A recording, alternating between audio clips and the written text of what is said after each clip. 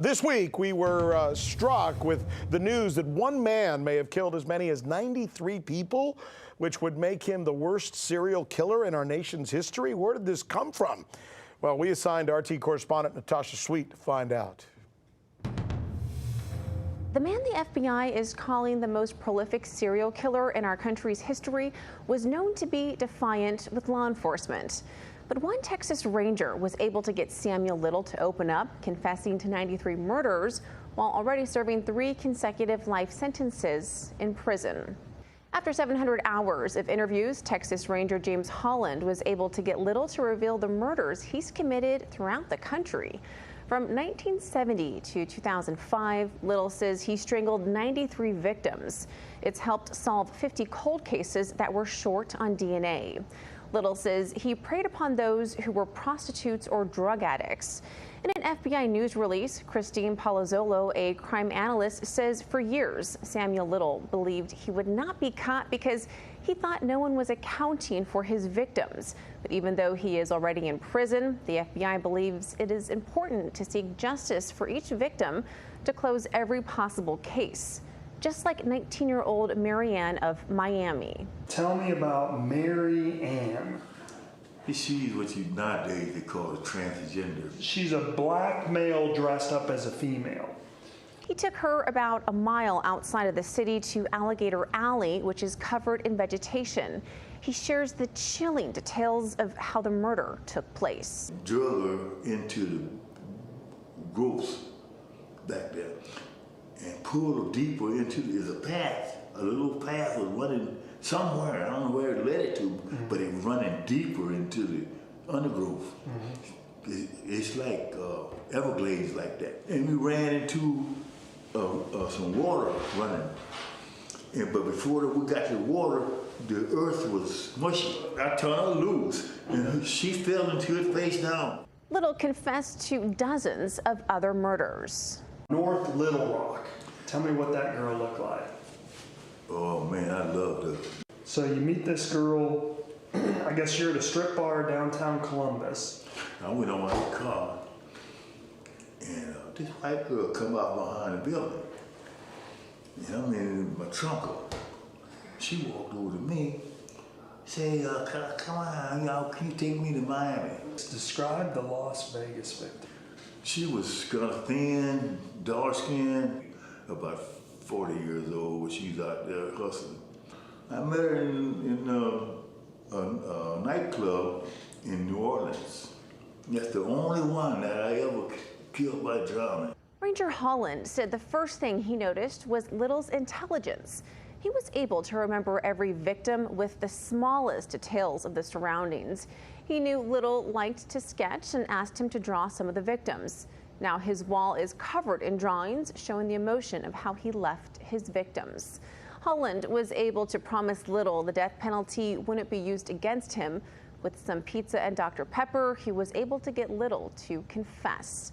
Now the FBI are still looking to close more cases and are asking the public to come forward with details of cold cases. In Los Angeles, Natasha Sweatte, RT. I find this an amazing story that Natasha just shared with us. 93 people disappear in the United States, mostly poor women. Nobody even knows that they were ever missing. And what does that say about us? What does that say about our country? And let's not kid ourselves, okay? If any one of these women were attractive and white, she would have been the lead story on every newscast for weeks. Look up, Google Natalie Holloway, will you? Dawn Wilcox is the founder of Women Count USA, which is creating the first database of all women and girls murdered in the United States since 1950. Dawn, how do you answer the question that I just raised, that how is it possible in the United States 93 women can disappear and nobody even knew they were missing? Yeah, so we have in general, a bad problem with a lot of unsolved murders. You know, if you get murdered today, there's a 33% chance that your murder will remain unsolved. And we've got a backlog of about 250,000 unsolved murders. And when you add on to that the fact that these are women who lived on the margins, who were homeless or what we call shelter insecure, who were involved in sex work, and were what some people refer to as the less dead. all of those things together created the perfect storm. Isn't that the real reason that their murders aren't solved? Isn't that the real reason why nobody seems to, I hate to put it in these terms, but really care about them? Because they are at the lower echelon of society? Yes, yeah. There's a myth that serial killers are these, absolute geniuses. What they are good at is picking victims that they believe nobody cares about. So, with Gary Ridgway, he's confessed to about 71 murders in the 1980s and 90s, and now we have Samuel Little, who from the 70s on to about 2005 has confessed to 93 murders. So, it's just these women were seen as disposable. I think it's a lot of factors. They weren't investigated vigorously like they would be, as you said, with somebody who might be white, privileged, blonde, and come from a different neighborhood. Is there something about our society, is there something about us that makes us peculiarly perhaps susceptible to this kind of thing, where we allow people who don't matter as much perhaps as others? And should that bother us? Should we change that? And how?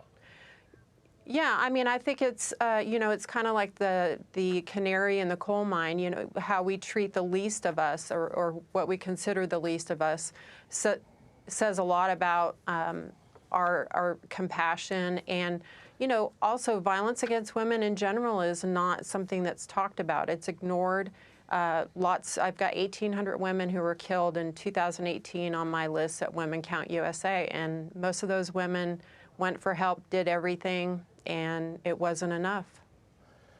Thank you for closing on those biblical terms and for your for everything you do for the women out there who need the kind of support that your organization is offering. Dawn Wilcox, thank you once again for.